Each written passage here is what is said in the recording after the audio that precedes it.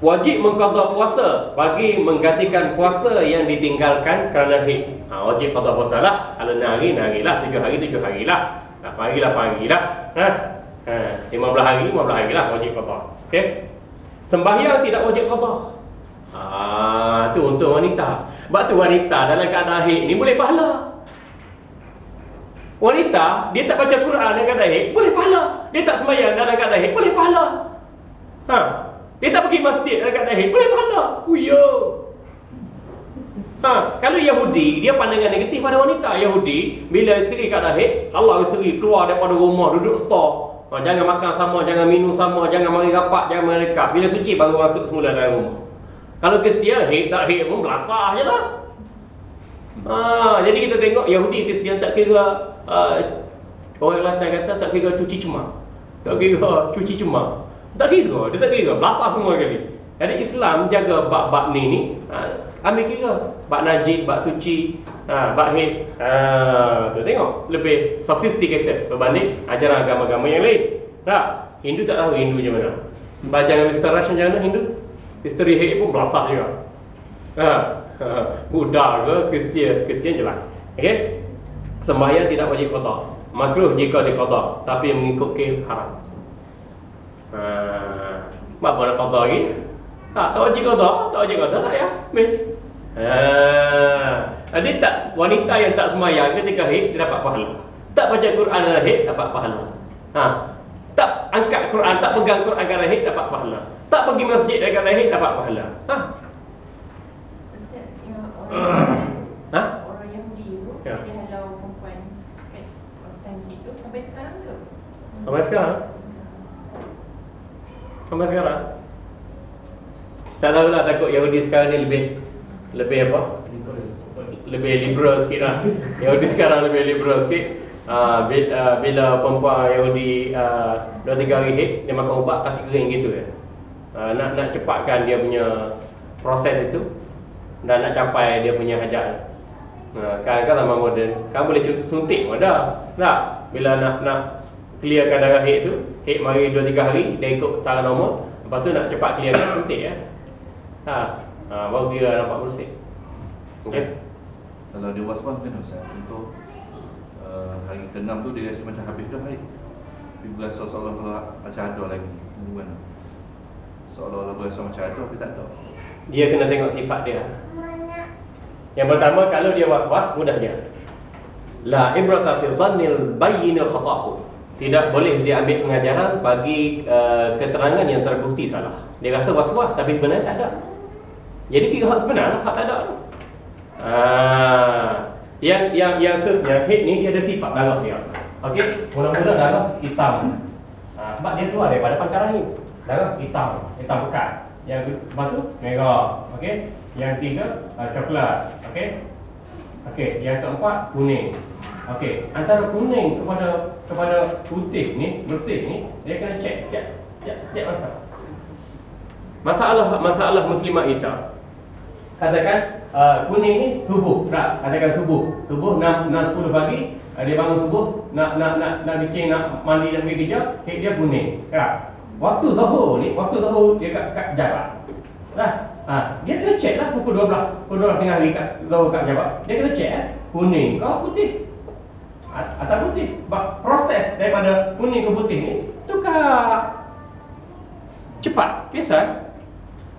Tengok muslimat kita, dia pergi jabat, dia cek pada subuh. Pada zuhur dia tak cek. Pada asar dia tak cek. Hak dia balik rumah tu maghrib baru dia cek. Jadi zuhur dan asar hancur.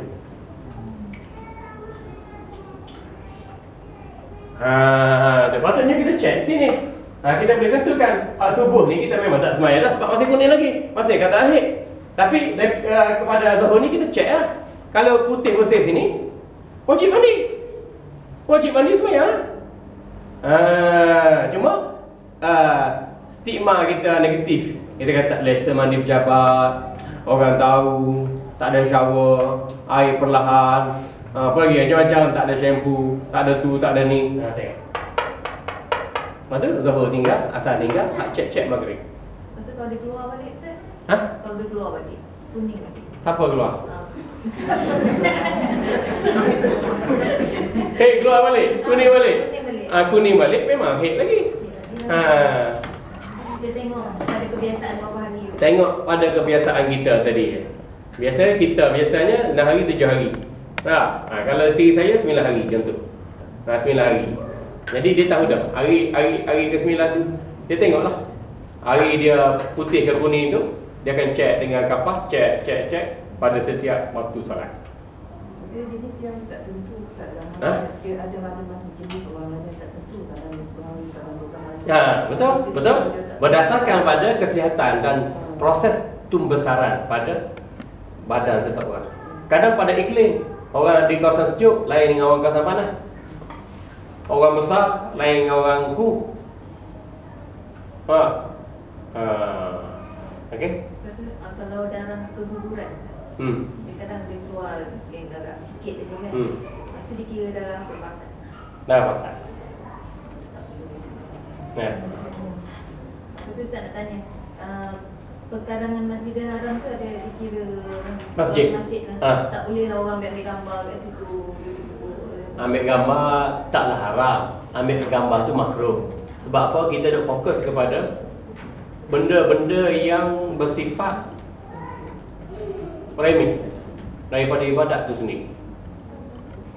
Nak berduduk dekat kawasan perkarangan masjid dalam keadaan haid.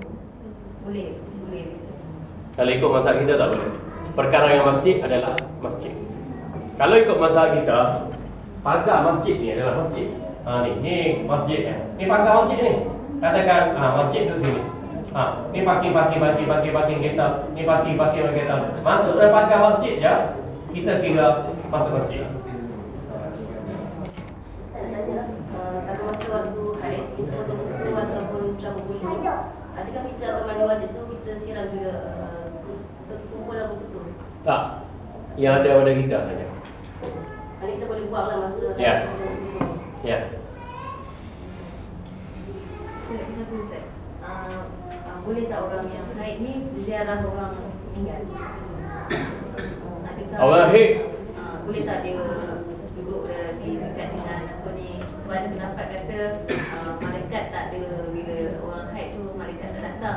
dah. Boleh ziarah. Cuma jangan memasuki tanah perkuburan. Luar pagar. Duduk luar pagar kubur. Kan kubur tu ada pagar. Ustaz, kalau yang kata perkarangan masjid ni, maksudnya kalau yang macam dulu dalam kereta, parking dalam kereta, parking yang lain semua kita sebenarnya parking yang itu dalam kereta. Ya, ikut pandangan yang terkuat, dalam pagar masjid adalah masjid. Tempat parking kereta adalah masjid. Sekira-kiranya, kalau semayang raya, masjid limpah, kat parking kereta pun orang semayang.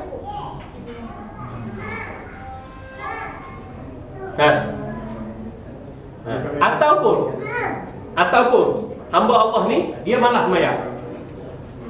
Okey, orang semayang Jumaat dalam masjid. Orang semua masuk masjid, ada luar lagi. Dia tak semayang kat sini ya. Boleh? Sah. Tapi dia tak dapat pahala sah. Malah aku masuk masjid, aku semayang sini. Boleh? Sebab ni kawasan masjid. Dan kita tengok dalam pewartaan masjid ni, setiap tanah masjid ni merangkumi pagar masjid. Lepas ni baru luar. Jadi kalau macam tu kena parking dalam pagar. Kalau ikut pandangan terkuat mazhab Syafi'i, ini dalam masjid, kalau masuk sini pun haram juga. Bukan masalah menitik tak menitik. Masalah menitik itu sebab kita masuk kerana ada keperluan dan head tu menitik. Sekarang ni orang pakai pet tak menitik dah. Jadi pengharaman bukan masalah menitik ataupun tidak. Pengharaman kerana kita memasuki kawasan suci, iaitu seluruh kawasan masjid dikira sebagai kawasan suci. Dan standard masjid berbeza sedikit dengan surau. Kalau surau pun boleh kita ambil kira, boleh masuk kawasan pagar surau ni. Kalau kata surau ni surau dibenarkan solat Jumaat, surau tu tak sampai tahap masjid, dia dibenarkan mendirikan Jumaat. Jadi kita boleh masuk kawasan ni. Jangan masuk kawasan utama. Kawasan utama iaitu kawasan yang digunakan untuk didirikan solat 5 waktu. Mana kalau sekelas Ramli duduk sambil tak apa, dengan orang mengajar, tak apa. Jangan masuk kawasan tempat ditunaikan solat fardu 5 waktu. Okey Ustaz, satu dia macam dia bukan kita hantar kan. Kita masuk dia kan. Jadi macam anak kita tak boleh nasi semayang kan. Kadang tidak suruh dia duduk kat luar, dia dengan kereta kat luar. Cara gambar sekarang ni bahaya tak? Boleh lah, guna pandangan kedua ulama mazhab Syafi'i boleh lah. Tapi kalau dia pakai pad tak apa dah. Jangan masuk kawasan solat utama. Dia dalam kereta saja, dia tunggu dalam kereta apa kan. Tapi kalau nak lebih warak, tak payah masuk. Sebab wanita dalam keadaan haid tak masuk masjid boleh pahala. Kubur? Tak apa. Kubur? Ha? Kubur pun sama. Sebab apa? Sebab dia tidak melakukan perkara yang haram. Maksud perkara haram ialah tinggal boleh pahala, buat boleh dosa.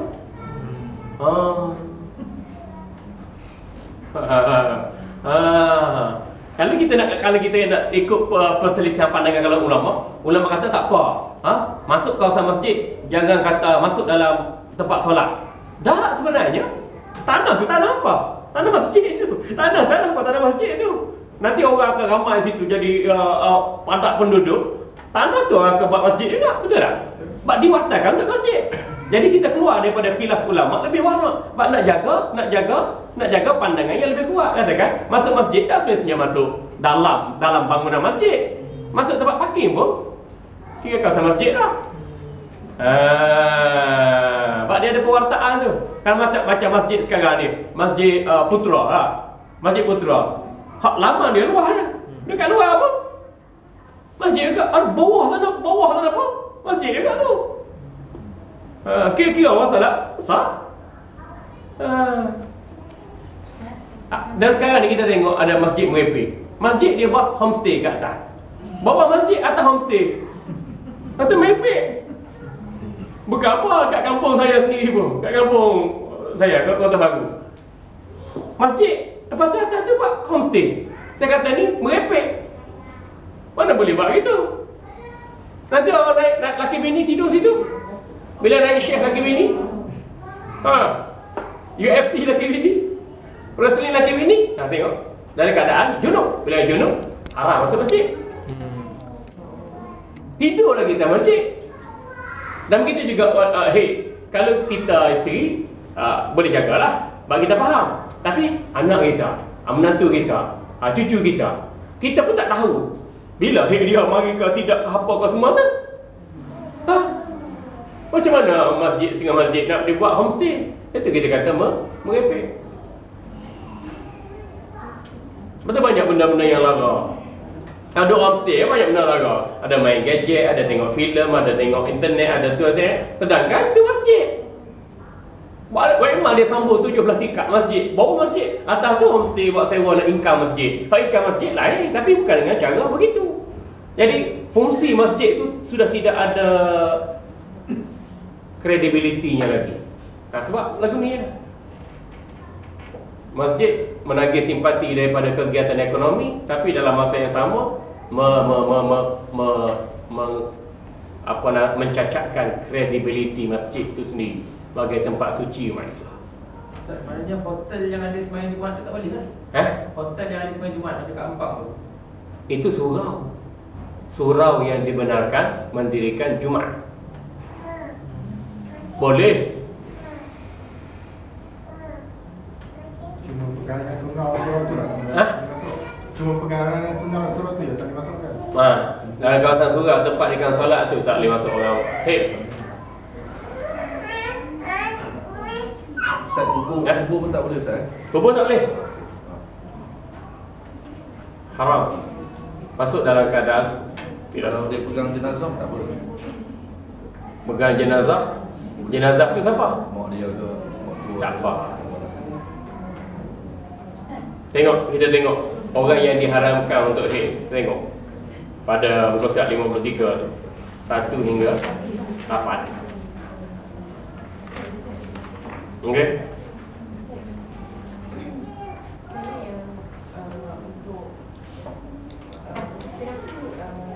penyakit dan masalah sebab kuburan tu adalah tempat suci. Memang ditegak.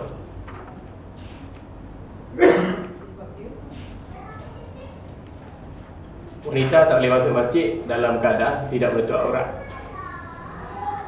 Juga tak boleh masuk masjid dalam keadaan hadas besar. Haid dalam keadaan hadas. Kan masalah kubur suci ke, bersih ke, atau kubur moden ke, tidak. Tapi dalam masalah hadas besar.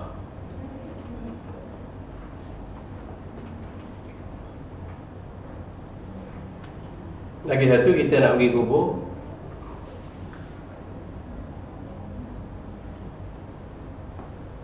buat apa? Suami kita meninggal, sedangkan kita wajib dalam tempoh ihdad berkabung. Dalam tempoh berkabung, kabung tak boleh keluar rumah, tak boleh pakai pakaian yang menarik perhatian, merah, biru, hijau, koko, kuning. Pakai hitam. Habis isteri Teguh Nik Aziz pakai, jumpa dengan RM, macam-macam pakai. Wallahualam. Waktu penting kita ustaz, kita Teguh, kita disiplinkan isteri kita dahulu. Mana orang lain? Supaya kita ustaz tu guru bila meninggal tak jadi fitnah pada isteri kita, pada anak kita. Orang kata ayah saya meninggal dah. Belum meninggal dia pesan kata tak payahlah bagi tahlil. Lepas tu ego. Kalau saya meninggal tak payah tahlil untuk ayah saya. Ego. Tahlil tu apa tahlil? Sebut la ilaha illallah.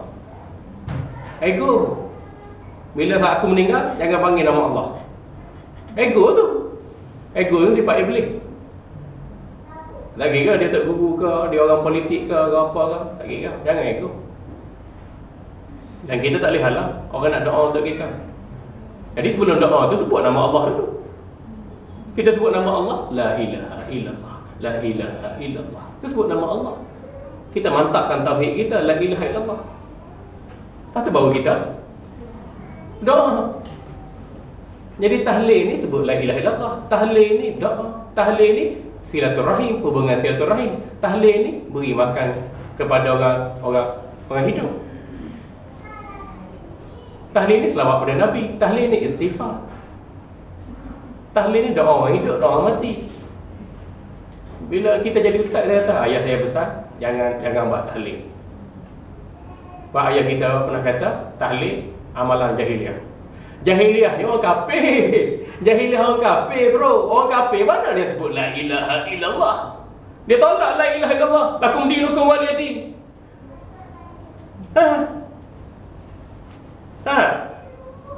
Orang kafir, tabbalaka ya Muhammad ma jama'tana illa lihada. Orang kafir kata, celaka mu Muhammad. Mu panggil kamu nak sebut la ilaha illallah Muhammad Rasulullah. Celaka mu Muhammad. Lepas daripada tu baginda rasa sedih seketika dan Allah turunkan tabbat yada abi lahabin wa tab. Binasalah kedua belah tangan Abu Lahab, binasalah segala-galanya. Ma aghna anhu maluhu wa ma kasab. Tidak bermanfaat apa dia usahakan. Daripada harta dah. Kenapa usahanya, perekonomiannya, politik dia, semua tak manfaat.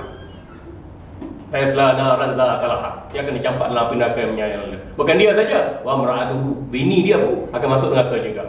Jadi Abu Lahab dengan bini dia jadi neraka. Kita nak kata Abu Lahab beramal dengan tahlil? Tak. Abu Lahab jahiliah.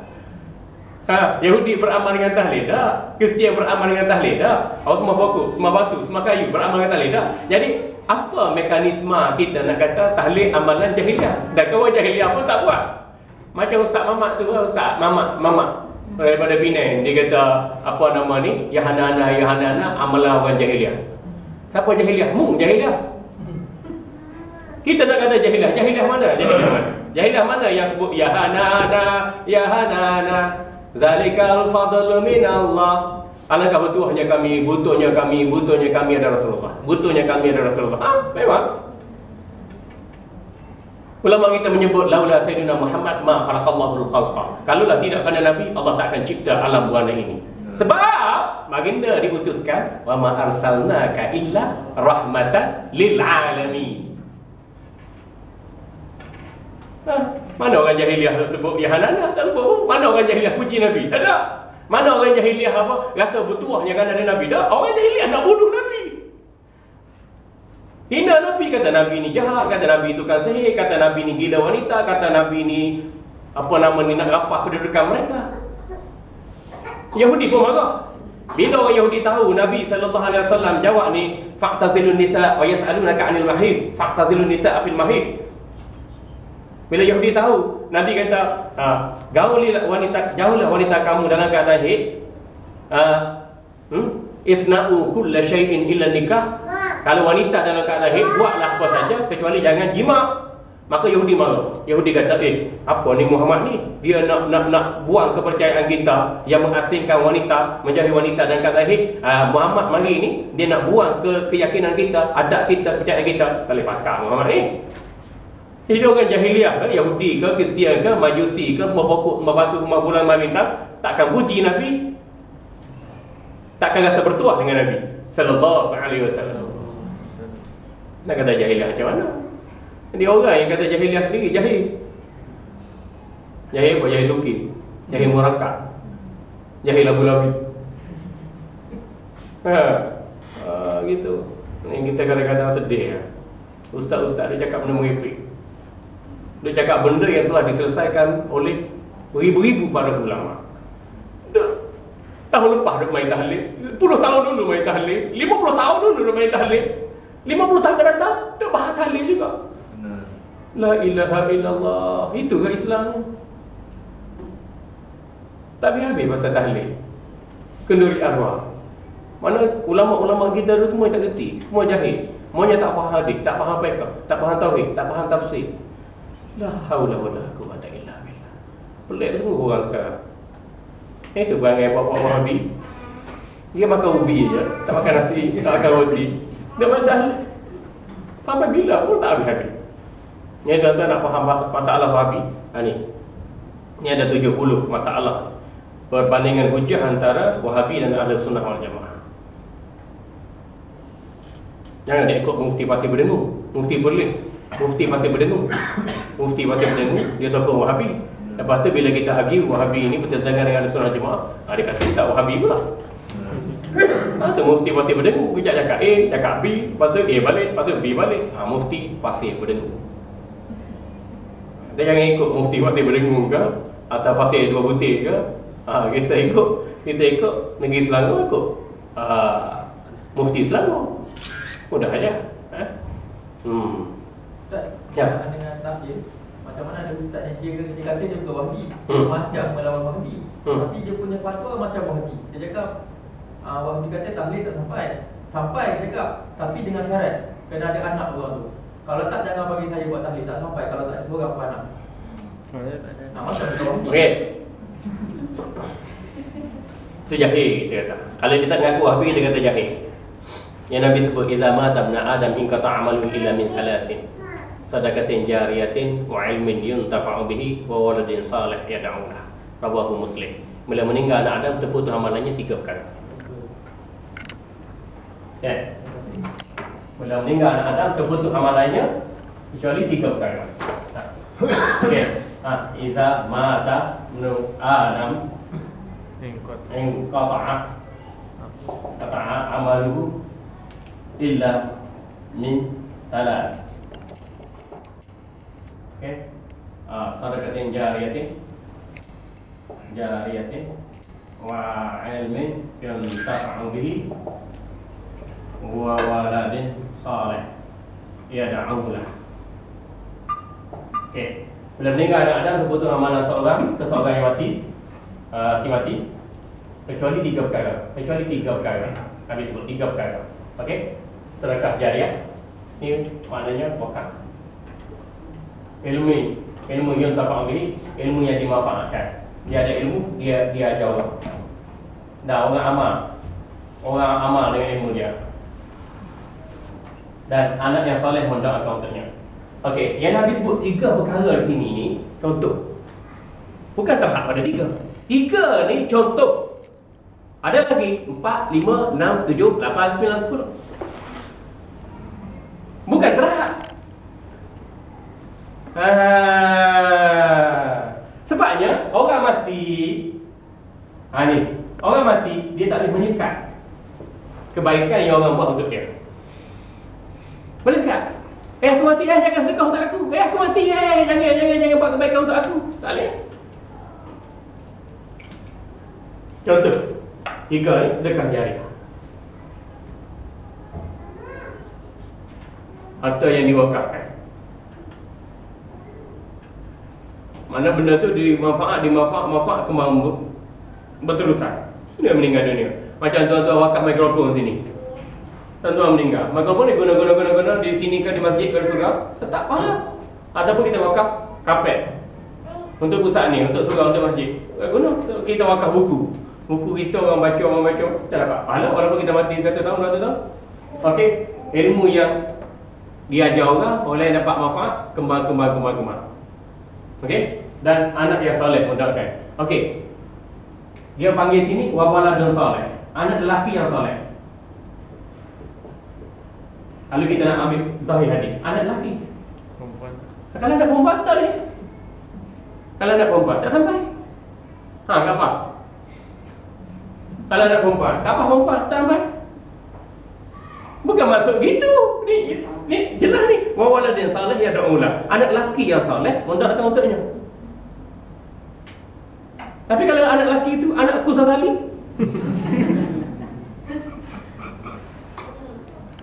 Dia tak faham. Sebut lelaki sini maksud wanita. Sebut anak sini tak semestinya anak. Tak semestinya anak tulen, anak kandung. Anak angkat pun boleh, anak tiri pun boleh, anak murid pun boleh. Anak buah, anak saudara, anak sepupu pun boleh. Anak apa lagi? Kecuali anak pokok je. Anak sini kan anak kandung, bukan setakat anak kandung.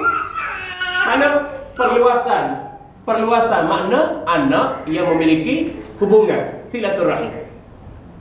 Bukan sekadar lelaki, sebut lelaki tapi maksud sekali wanita. Sebut lelaki maksud wanita. Tak lagi kan lelaki saja, anak lelaki je. Jadi kalau orang beranak wanita hanya anak dia. Tak boleh. Bukan dia nak macam tu. Zalim dia ada anak perempuan je. Allah yang kurniakan anak perempuan untuk dia. Anak perempuan dah dia tak dapat. Allah. Tak ngaji. Ini satu hadis, ada hadis yang lain. Ada di zaman Rasulullah sallallahu alaihi wasallam. Seorang sahabat pergi menghadap Rasulullah. Ya Rasulullah, abi mata wa lam yusi. Afa yanfa'u an atasaddaqa anhu? Wahai Rasulullah, ya aku mati. Adakah bermanfaat kalau aku sedekahkan bagi pihak dirinya? Rasul kata, "Na'am." Bila juga seorang wanita meninggal, ya Rasulullah, ummi mata. Afa yanfa'uha an atasaddaqa anha? Wahai Rasulullah, mak aku mati. Adakah manfaat kalau aku sedekahkan bagi pihak dirinya? Pahala. Sedekah bagi pihak. Macam kita buat surat bagi pihak bos kita. Boleh buat? Bos kata boleh, betul buat. Aku tak masuk pejabat cuti ni. Buat bagi pihak. Ini sedekah bagi pihak. Boleh? Rasulullah kata silakan. Kat sini sebut wakaf je.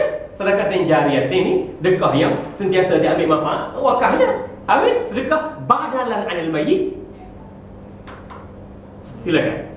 Jadi kita sedekah apa? Sedekah makanan. Orang mari kita panggil zikir selawat, apa istighfar kita tahlil, kita pun sedekah makanan pada mereka.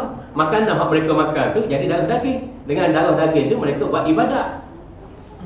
Jadi si mati dapat manfaat sebab anak, menantu, cucu buat baik. Patutnya ulama sepakat 3 perkara ni hak teras. Wakaf, lepas tu ilmu dan apa nama ni? Anak yang soleh mendoakannya. Dalam hadis ni sebut pasal haji. Badal haji sebut. Tak sebut. Dalam hadis ni sebut badal umrah. Sedangkan wajib haji sekali seorang, wajib umrah sekali seorang seumur hidup. Tak sebut dalam ni. kita kata 3 perkara ni amal si mati. Tidak, si mati tak boleh nak halal. Dia mati dah nak halal macam mana? Hak ni hak 3 ala sabilil misal. Ulama kata ala salasi ni ala sabilil misal. Contoh 3. Sebut angka 3 tu mewakili sebutan plural, sebutan jamak. 3 tu maknanya lebih daripada tu pun ada. Begitu juga dalam hadis yang lain. Kalau kita ada kebun, kita pun meninggal. Kebun kita tu dimakan oleh serangga, oleh ular, oleh burung, oleh binatang lain, kita dapat pahala. Dalam kebun kita pula ada air mengalir. Ikan hidup dalam tu, burung pergi mandi situ, binatang katak duduk beraya kat situ. Kita dapat pahala.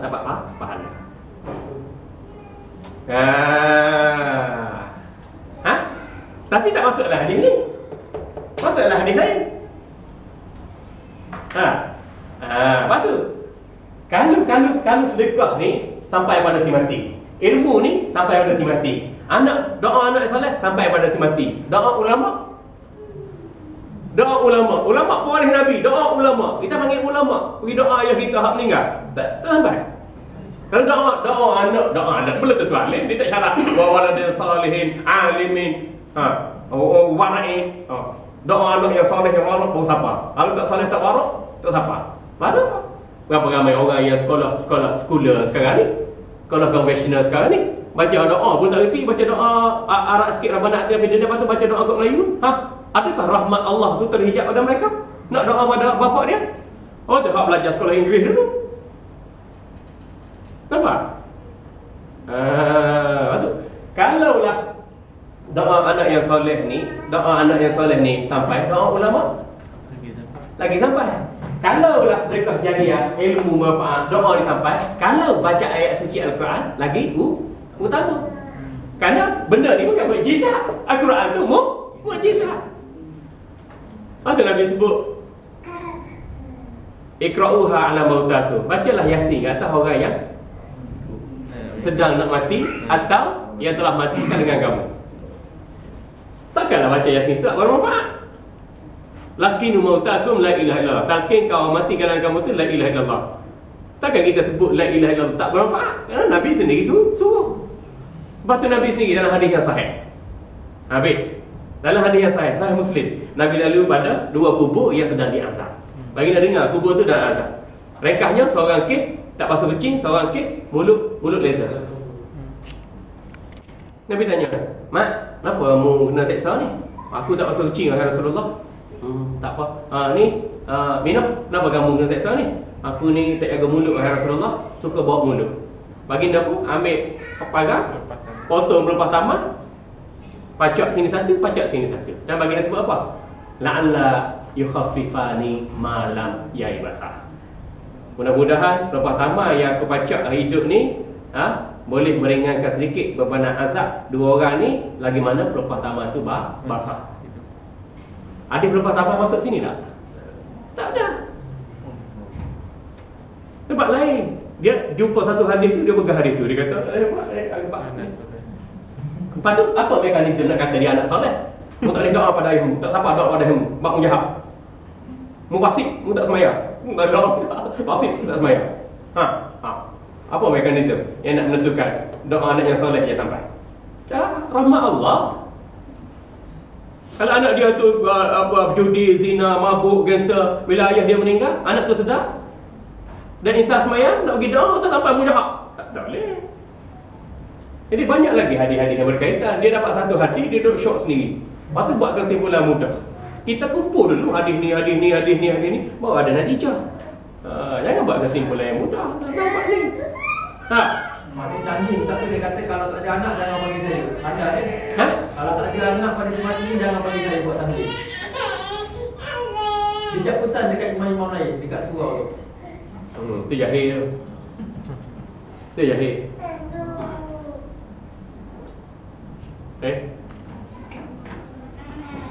Kita tengok dalam kes Sayyidina Ja'far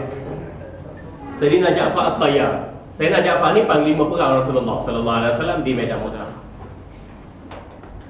Bila baginda dapat khabar Sayyidina Ja'far ni terbunuh syahid dalam peperangan, Baginda sebut apa pada sahabat? Isna'u li ali Ja'farin ta'aman faqad ja'a ma yushkilu. Buatlah makanan kepada kaum keluarga si mati dengan Ja'far, kerana telah datang perkara yang mendekacitakan mereka, menyibukkan mereka. Kenapa? Sebab Sayyidina Ja'far walaupun panglima perang Rasulullah hidup miskin. Panglima kita kaya raya, panglima perang Rasulullah hidup miskin. Lepas tu anak dia kecil-kecil dia.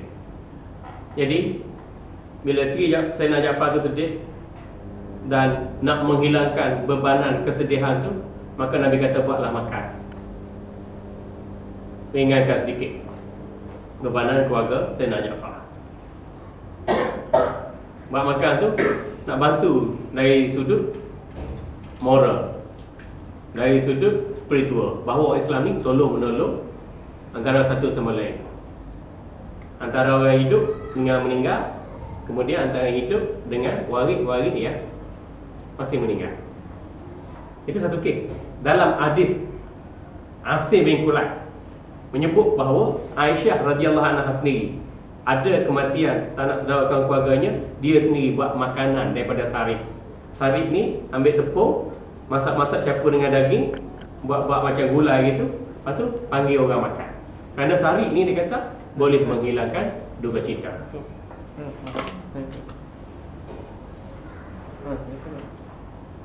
Jadi sama ada jiran keluarga si mati nak buat, kaum kerabat yang jauh nak buat makanan untuk hilangkan duka cita, silakan. Ataupun sanak saudara kaum keluarga sendiri nak buat atas dasar sedekah bagi pihak si mati, silakan.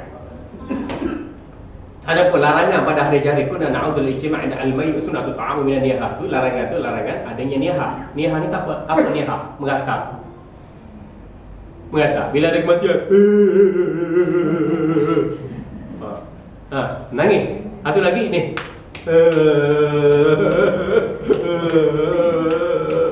tapah muka. Satu lagi ni dia arak, dia cakar muka. Ni syak kucing. Ni koyak baju. Lepas tu ni dia duduk terkubur. Dia duduk terkubur ni, katakan ni kubur ni tu. Apa tak susah apa weh. Tu ni apa? Budaya tu budaya Arab Jahiliyah.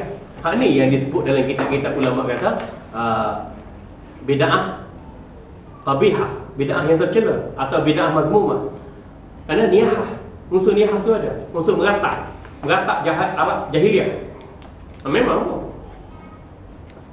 Tapi kita tak ada mengatap Arab Jahiliyah. Macam Cina kan. Cina bila keluarga meninggal, dia upah orang menangis. Patut bagi duit. Mantap. Tu meratap niyahah. Kita tak ada gitu. Kita gini. Allazi khalaqal mauta wal hayata liyabluwakum ayyukum ahsanu amala. Orang hidup pun boleh insaf kematian. Apatah lagi orang mati, kita doakan dia rahmat Allah. Kerana seseorang yang meninggal dunia, kita orang beriman meninggal dunia ni alami fitnah kubur 7 hari 7 malam. Munafik alami fitnah kubur 40 hari 40 malam. Dan kita tak tahu hak mati itu fasik ke, munafik ke, beriman ke. Hak zahirnya kita tahu dia orang baik. Apa kamu saksi atas ni mayat? Baik. Apa kamu saksi atas ni mayat? Baik sebab dia pegang la ilaha illallah Muhammadur Rasulullah. Banyak mana dosa dia, banyak mana pada dia, Allah alam. Baik sebab dia umat Nabi. Baik sebab dia beriman dengan Allah dan hari akhirat. Jadi kita tanya, apa kamu saksi atas ni mayat? Baik. Apa kamu saksi atas ni mayat? Jahat. Mana baik? Mana kena sebut gitu? Kalau kita sebut kamu saksi atas ni mayat, jahat. Kamu saksi atas ni mayat, nyamuk. Kamu saksi atas ni mayat, apa ni? Ahli keluarga rasa duka cita lah. Wah ni duduk cila-cila mayat. Kalau kita kata kamu saksi atas ni mayat, baik sebab dia Islam. Baik sebab dia beriman. Hak selebihnya suruh pada Allah. Tu pun buat Habib kata bid'ah sesat masuk neraka. Bid'ah lagi. Tak faham konsep bid'ah. Hak bid'ah sebenarnya nak ubah agama. Adakah kita sebut gitu tahlil nak ubah agama? Doa selamat ubah agama, talqin ubah agama. Tak mengubah agama. Bahkan banyak manfaat agama di situ. Cukup tu. Orang dalam keadaan haid boleh buat adab tidur lah. Baca 3. Boleh apa? Adab tidur. Adab tidur. Baca doa. Boleh. 3 ku Baca doa, niat zikir. dan zikir. Baca doa, niat zikir. Dan boleh berzikir. Ya. Boleh berzikir. Sir atau jahat Dengan niat zikir. dengan zikir. Tapi bagi saya tak payah baca Quran. Wanita haid tak payah baca Quran. Sekalipun dia niat zikir, tapi itu sebenarnya tetap ayat suci Al-Quran. Wanita yang tak baca Quran dalam keadaan haid, dia boleh buat. Tak pegang Quran dalam keadaan haid, dia boleh buat. Walaupun dia buat adat tidur, baca 3 Dia boleh buat adat tidur. tak perlu. Adat tidur kita baca doa tu. Doa tidur je. Ha. Okey. Bismillahirrahmanirrahim wa ilaika nusyur. Dan fitnah kubur tu apa Ustaz? Fitnah sikit. Fitnah kubur. Fitnah kubur disoal oleh malaikat muka nakir. 7 hari. Malaikat muka nakir. Orang munafik 40 hari. Munafik 40 hari. Ada dalam kitab Al-Hawilil Fatawa, Imam Suyuti sebut itu. Hadis itu memang sahih. Mana Dia dia- bawa lebih 40 hari. Mana dia bagi tanya semua? 7 hari. 7 hari. 7 hari 7 malam. Boleh Malaikat jawab, muka nakir. boleh jawab pun dia bagi lagi. Ha? Esok dia bagi lagi. Itu tengok dalam tafsir. Kalla saufa ta'lamu, summa kalla saufa ta'lamu. Kamu akan tahu apa yang ada dalam kubur. Kerana kamu benar-benar akan tahu apa yang ada dalam kubur. Nah, malaikat muka nakir ni satu malaikat biru, satu malaikat hitam, dia datang, dia tanya kita. Kalaulah kita tu mati dengan husnul khatimah, dia tanya dengan tanyaan yang baik. Lemah lembut, sopan santun, dia hormat kita, dan dia berpuas hati dengan jawapan kita. Dia kata tidurlah kamu sampai bagaimana tidur seperti pengantin baru. Dia pun tidur. Walaupun jarak antara kita meninggal tu sampai sekarang 1000 tahun lebih, dia kata. Jarak antara kita meninggal tu 1000 tahun, 200 tahun, 2000 tahun, 3000 tahun, juta tahun pun